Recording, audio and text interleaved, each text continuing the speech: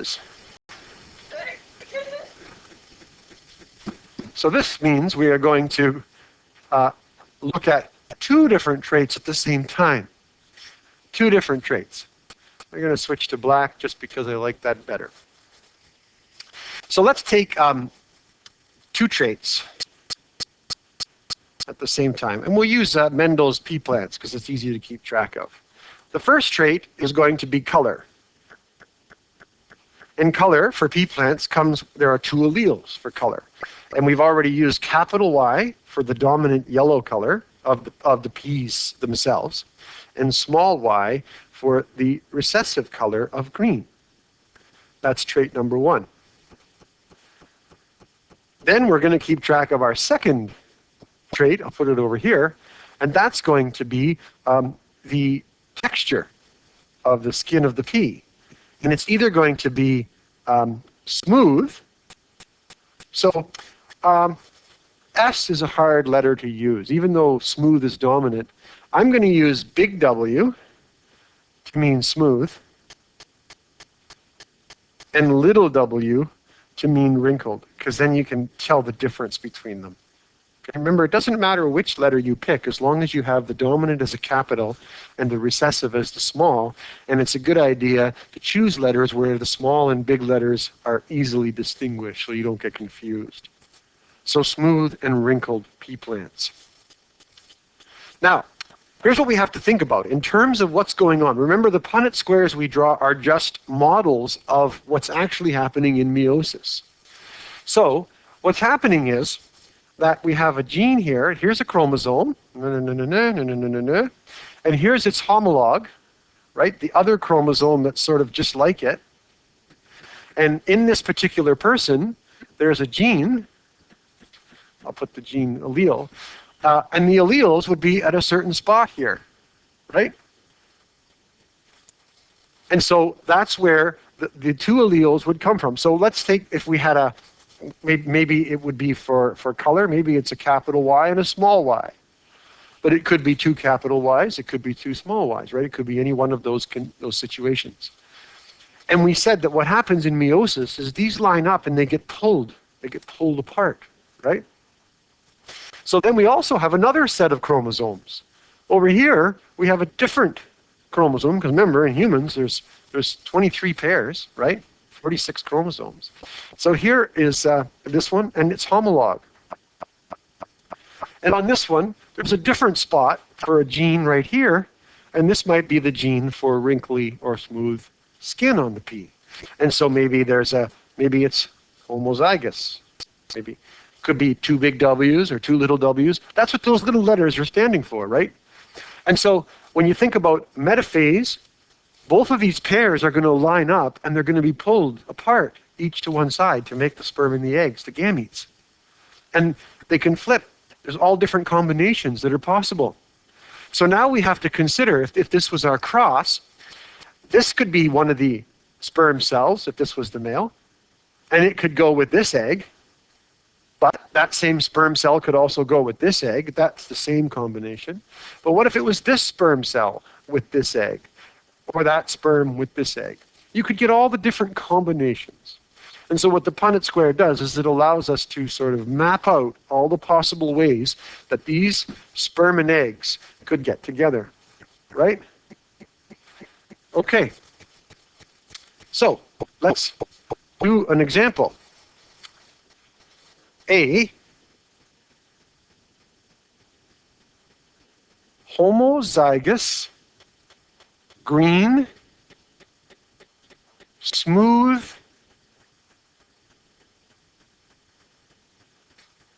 oh wait, I better add a word there, sorry. Homozygous green, heterozygous, smooth pea is crossed with a homozygous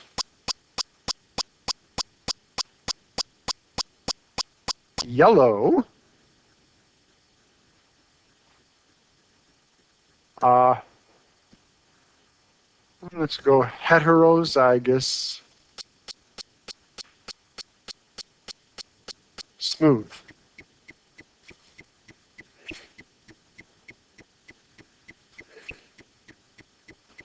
And what we want are to figure out what are the genotypic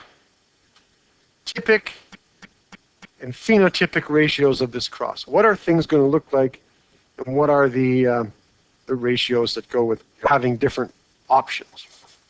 Like before, we have to look at our alleles. Okay? So we have to figure out, first of all, what the parents look like.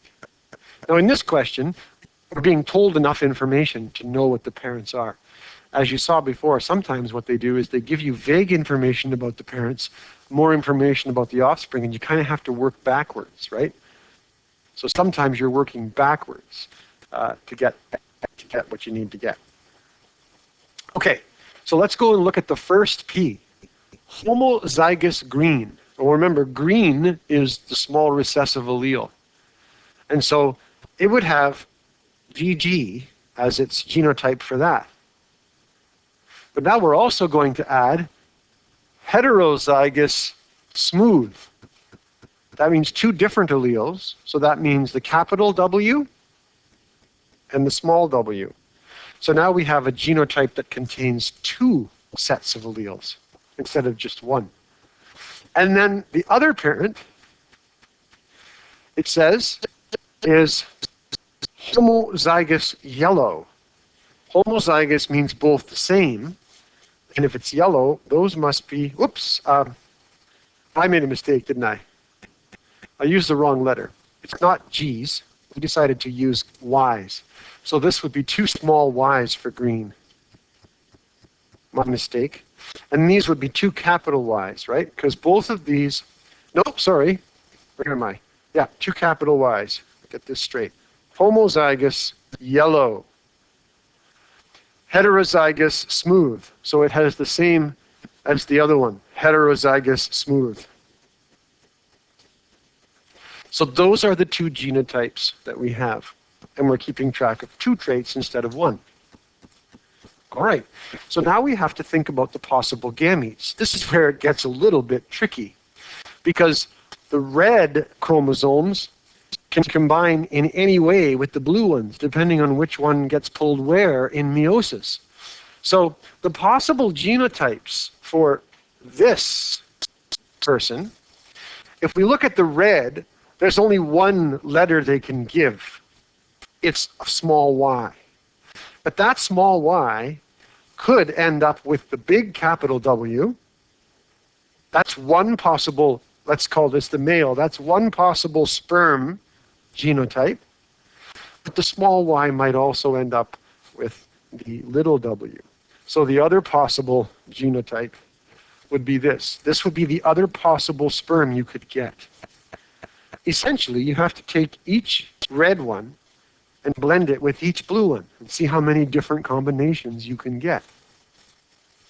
Over here, it's kind of similar, except that the only one we could get on this side is a capital Y combined with the big W. That's one option, right? So you'll notice how our gametes have two letters in them now, but that's because we're talking about two different genes on two different chromosomes. And then we have another gamete that would be, again, it would have to be a capital Y because there's only one option, but cross with the small w. So these are now our sperm and egg cells. They have two letters in them because we're tracking two traits instead of one. But those are not the same alleles of the same gene. That's why I've drawn them in different colors, and that's why we're using different letters for them. Okay, so now we have to draw a Punnett square with the possible gametes. So let's draw our Punnett square. I'll get a nice okay, and then let's go and put them in. I'll try to color code them here. The possible gametes are Y and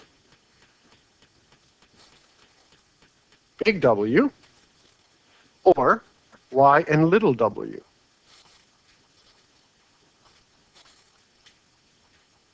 Right? There are the possible gametes from this side, this parent. Then I'll take my black and I'll put a little line across.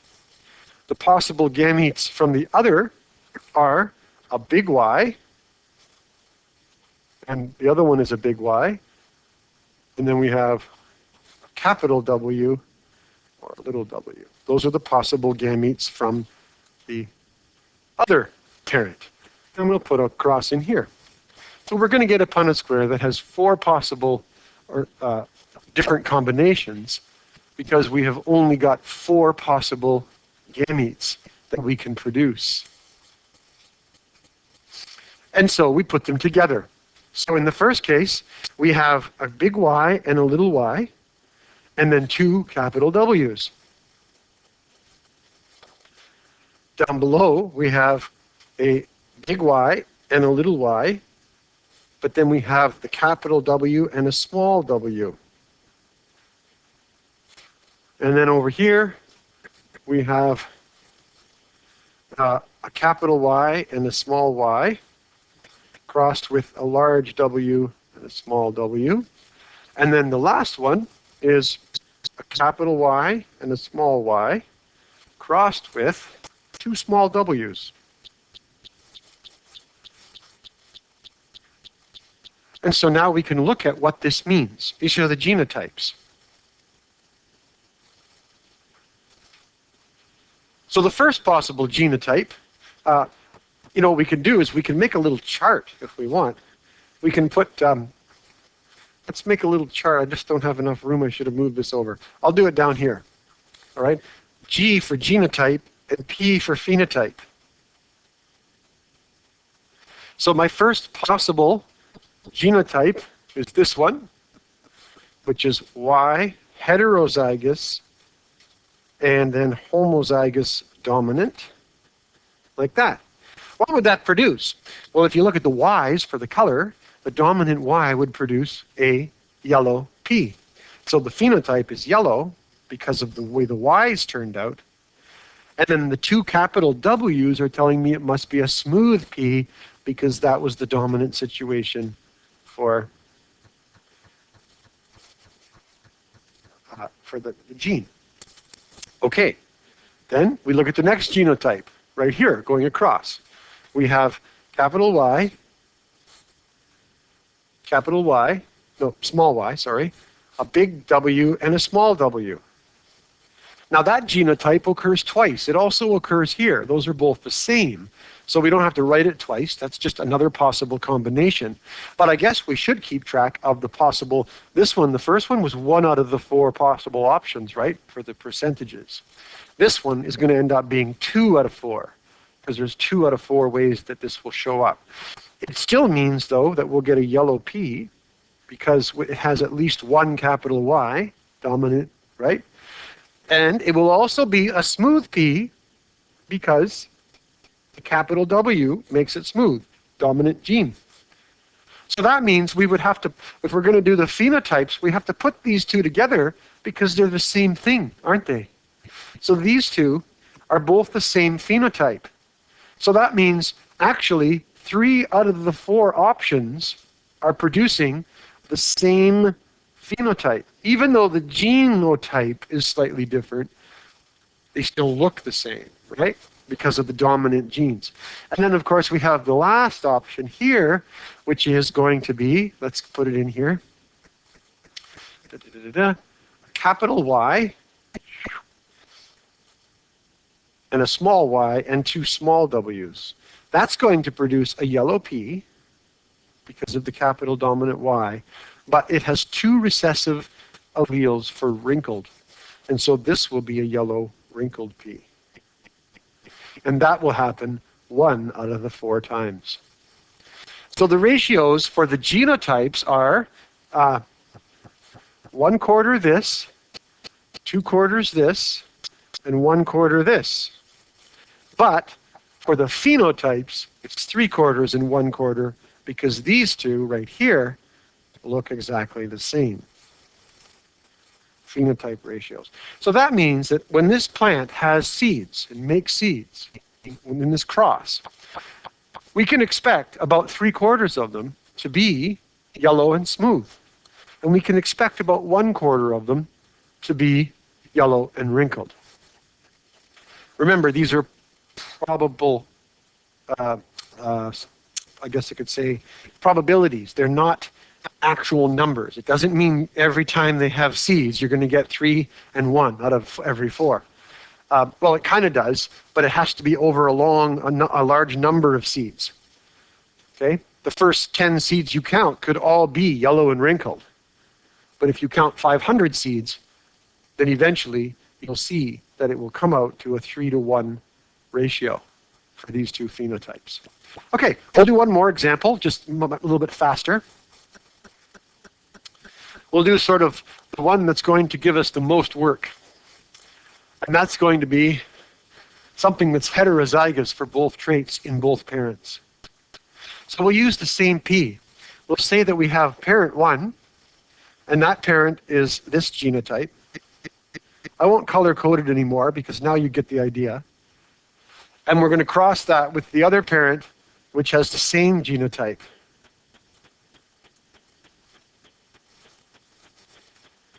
Okay, now to get to possible gametes. What we have to do is we have to take the first Y, and we have to combine it with the other possible letters that go with it. So the first one would be Y with a big W, also a capital Y and a small w. But we also then have to take the small y and combine it. So maybe the small y will have small y, big W, and small y, little w. So now there are 4 possible ways to make the combinations of letters, right? As the genes pull apart, as the chromosomes pull apart in meiosis, each one could end up with the other. And it's going to be the same over here. You're going to be able to get the same ones, because this Y go with the big W, but then it could also maybe get caught with the little w in this particular sperm or egg. And then we have the small y with the big W, and the small y might end up with the little w. So what this is it's the law of independent assortment, right? What it's saying is that the y's and the w's get to sort themselves out without any link to each other. Independent assortment.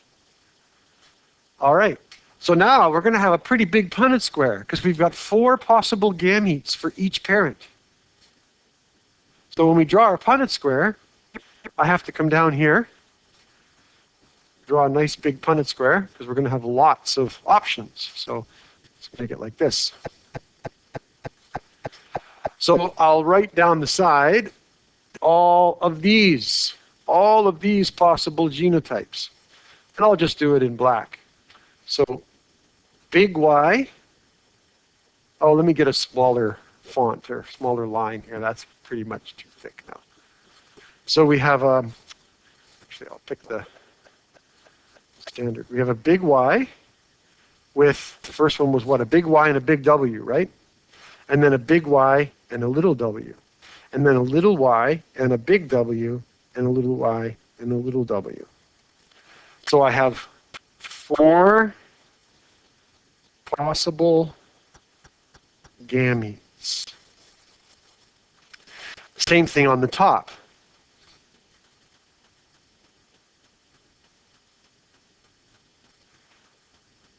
Same thing. So my Punnett square is going to have 16 little squares in it, 4 times 4. Now I have to do all my crossing. So in the first one, I'm going to get capital Y, big W. Actually, you know what I'm going to do? I am going to color code them because it's easier to see later. So I'll put the Y's in red and the W's in blue. There's the first combination. The next combination is going to be this. And then down here, I get this combination.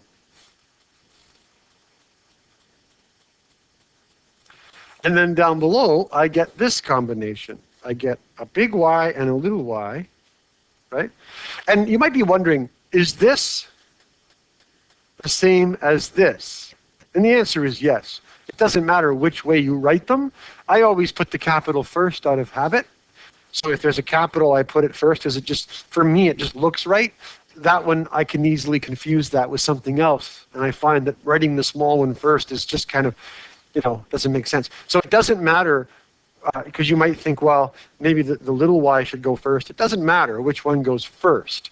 But out of convention, we tend to put the capital one first and the small one second, just to keep things clear, so it always looks the same to our eye.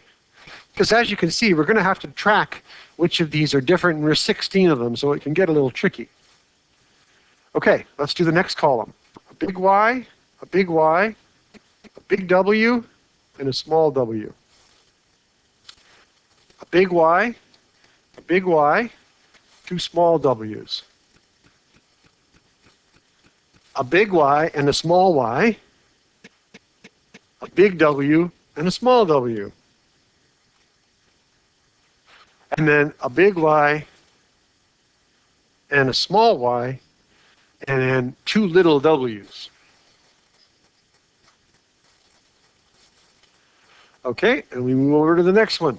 A big Y and a small y, two big w's. So remember, what this is doing is it's giving us all the possible ways that the sperm and eggs that have formed could possibly combine, because we don't really know exactly which sperm or egg it is, and we're using all the possible combinations at fertilization.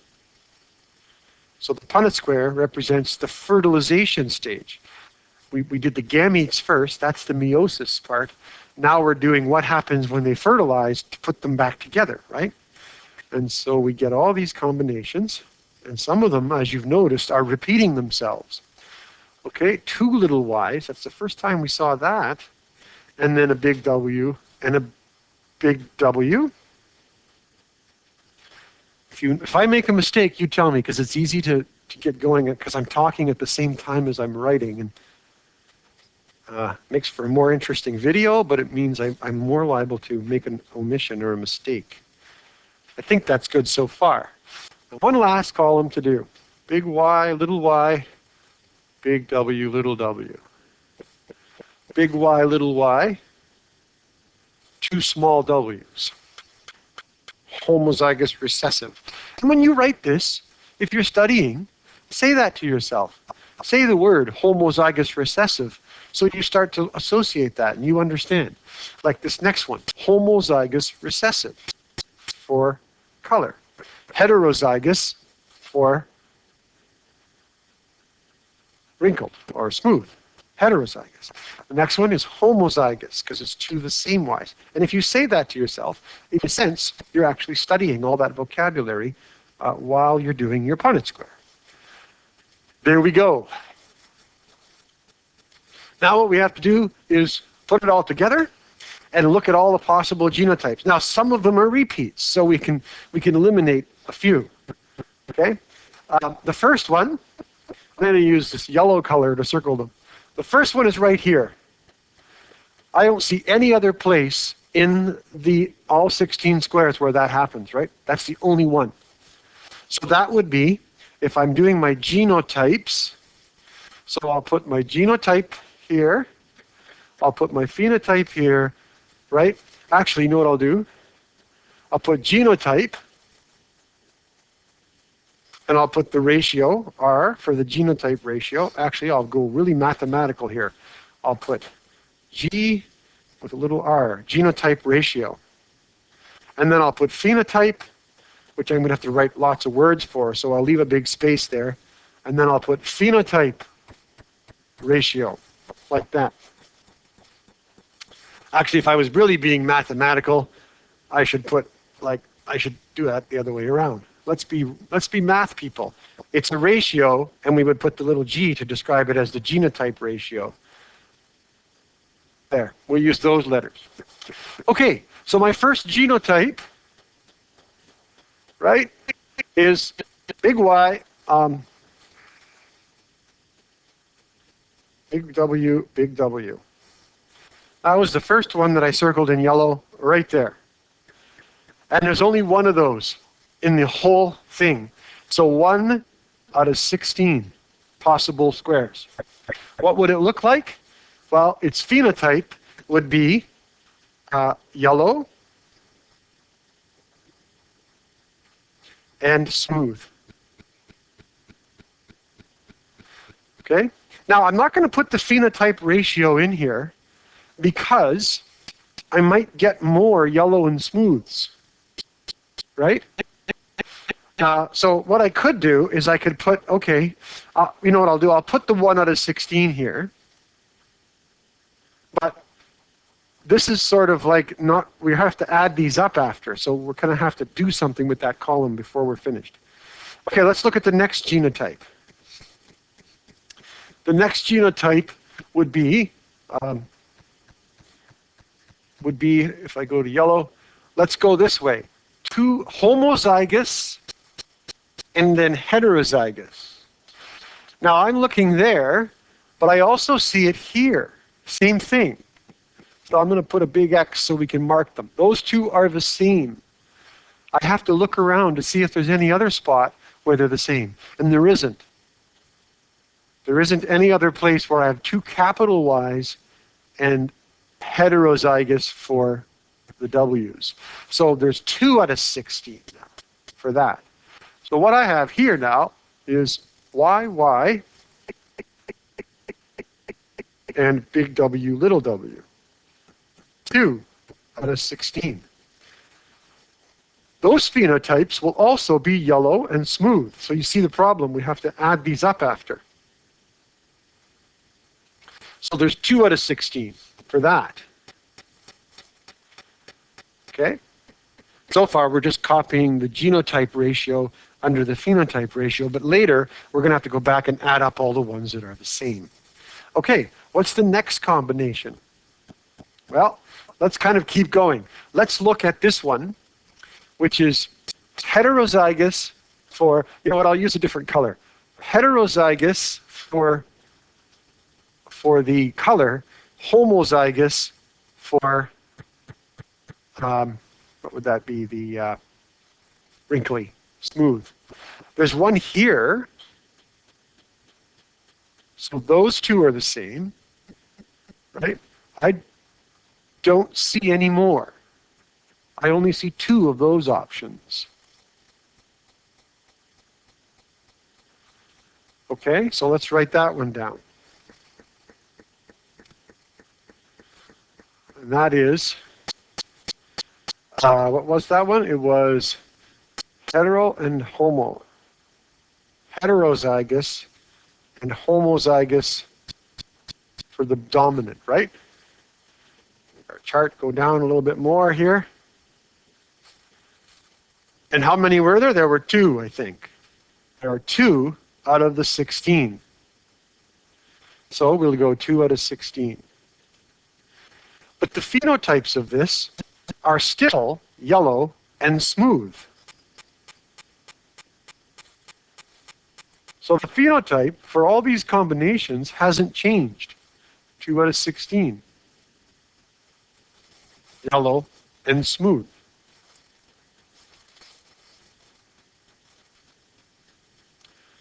All right. Now we're going to do the next combination. Let me take the green color. Let's do the 2 capital Y's with the 2 small W's right there in the middle. And I think that's the only place where that happens.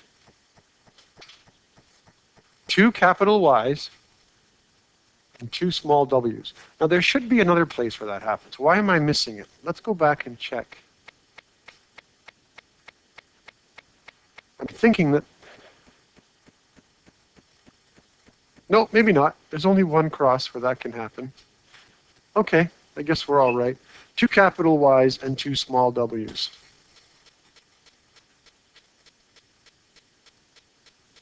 One out of 16. The phenotype for that is going to be yellow, but this time wrinkled. Yellow and wrinkled. 1 out of 16.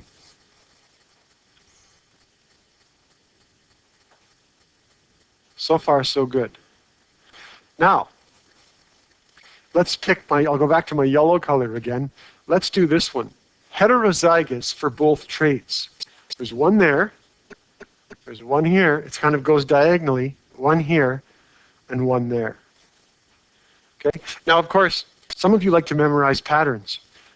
The pattern that I'm creating here with the diagonal only works if you've written your gametes in the same order.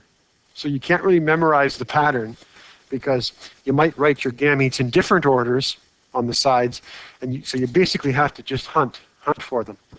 I don't see any others, so there are 4 of those. Heterozygous both traits.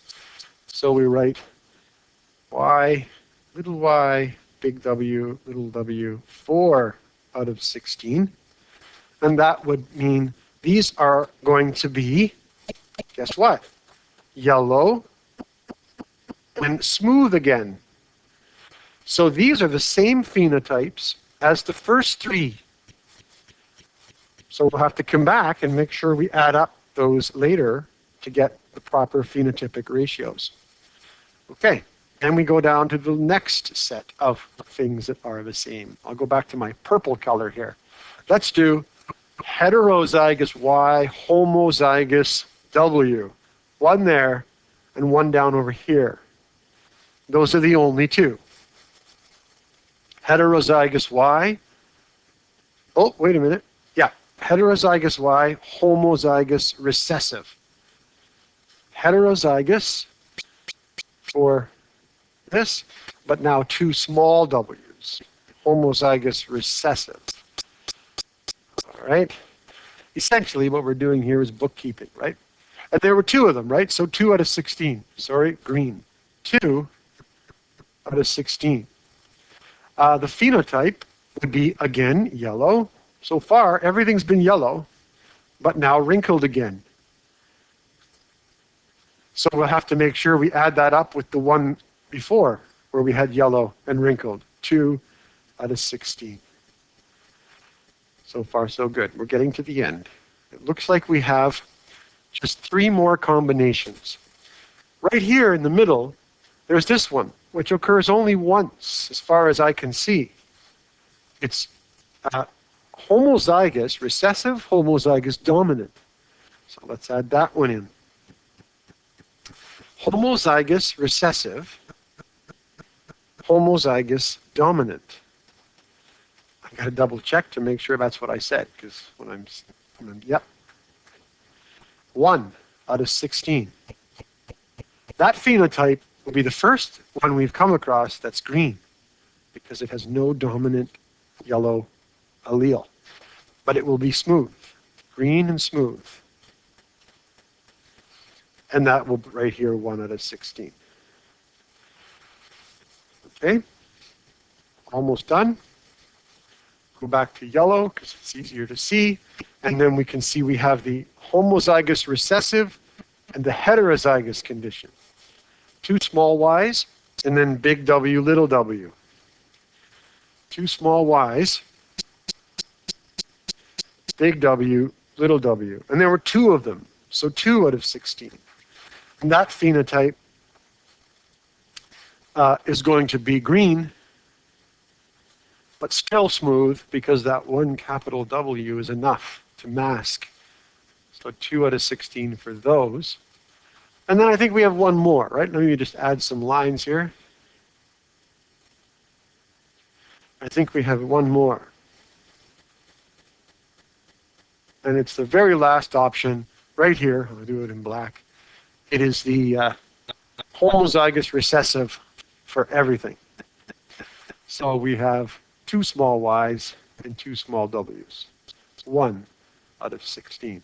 And this P will be green and wrinkled, both of the recessive condition. 1 out of 16. So in our chart here, the genotype ratios in green are all correct. But the phenotype ratios, there's overlap. There are some that look the same. So now we have to do the phenotype ratios by sort of summarizing them and adding them together, because these numbers aren't right. So what we have to do is we've got to take this one, yellow and smooth, yellow and smooth, yellow and smooth, and down here, yellow and smooth. There are 4 different genotypes that produce the same phenotype. I don't see yellow and smooth anywhere else. So that means I have to add up 1/16, 2/16, 2/16, and 4/16. And I believe that will be 9/16, right? So 9 out of 16 will be yellow and smooth. So I would write down below here for my phenotypes. So let's put actual phenotype ratios. It would be yellow and smooth, 9 out of 16. Then I go back and I see, okay, what else have I got here? Well, I've got yellow and wrinkled right here. So let me look at yellow and wrinkled here and yellow and wrinkled here. That's 1/16 and 2/16. So that's 3/16, right? And there's no other yellow and wrinkled peas. So 3/16 for yellow and wrinkled.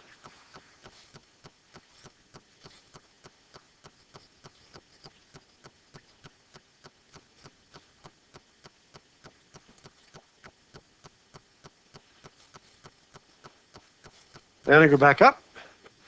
I've got those 5 already covered. So now we'll look at the green options. And it looks like I have green and smooth here, green and smooth here. 1/16 and 2/16 means 3/16. So I go down here and I write green and smooth,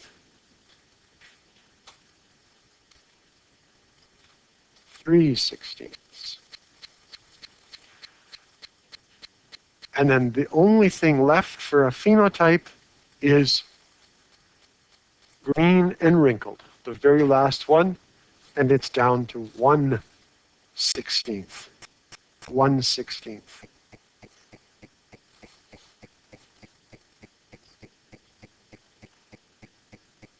Green and wrinkled, 1 out of 16. So I have to add up all these ones that go together. So we have 9, 3, 3, and 1.